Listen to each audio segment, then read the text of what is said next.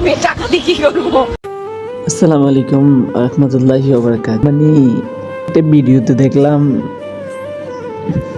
একটা ভাই, ওনার নামটা আমি নেই, বাংলাদেশে আমার মনে হচ্ছে যে স্টিল নাও এমন একটা মানুষ নাই যে ওনাকে চিনে না। আপনারা কমেন্টে জানাবেন ওনার নাম কি, আমি বলার দরকার রাখি না আশা করি। উনি ইদানিং যে কন্টেন্টগুলো তৈরি করে খুবই ভালো, সামাজিক দৃষ্টিকে মানুষের সেবা করতেছে, ওনাকে মানুষ ত্রাণ দিচ্ছে, ওই ত্রাণগুলো উনি মানুষের কাছে বিতরণ করতেছে, এগুলো অনেক ভালো কাজ। বাট একটা ভিডিও দেখে আমার কাছে খুবই আশ্চর্য হলাম আমি, যে একটা মেয়েকে দেখতে পাইলাম যে রাস্তার মধ্যে খাবার ময়লা আবর্জনা যেখানে পালাইছে ওখান থেকে খাবার কুড়িয়ে এনে উনি খাবে, এরকম একটা ইয়ে করতেছে। এখন শেষ মুহূর্তে দেখা গেল একটা জিনিস দেখলাম যে ওনাকে মনে হয় ভাইয়াটা 5,000 টাকা দিছিল মেবি। ওনার একটা কথা ছিল এরকম যে আল্লাহ আমি টাকা দিয়ে কি করব, কথাটা শোনার পর কি বলবো নিজেই ভেবে খুঁজে পাচ্ছি না। এই দুনিয়াতে এমন একটা মানুষ দেখাইতে পারবে যে বলবে যে আমার টাকার প্রয়োজন নাই, টাকা লাগবে না। উনি আসলে পাগল না, বা ওনার ফ্যামিলি ব্যাকগ্রাউন্ডও খারাপ না। ভাইয়াটা আবার নেক্সট আরেকটা ভিডিওতে বলছিল যে উনি আসলে অনেক বেশি সরি, উনি বুঝতে পারে নাই যে মেয়েটা কোন ফ্যামিলি থেকে ডিজার্ভ করে, বিলন করে এরকম। ওনার তো আসলে দোষ নাই, উনি তো বুঝতে পারে নাই।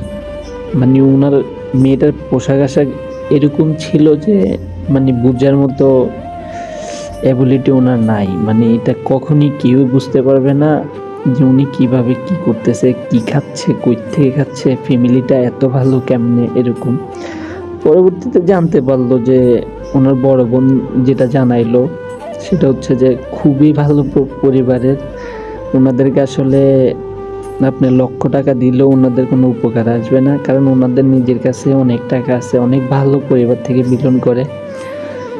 ওই মেয়েটার হয়তো পার্সোনাল কোনো একটা প্রবলেমের কারণে উনি এরকম,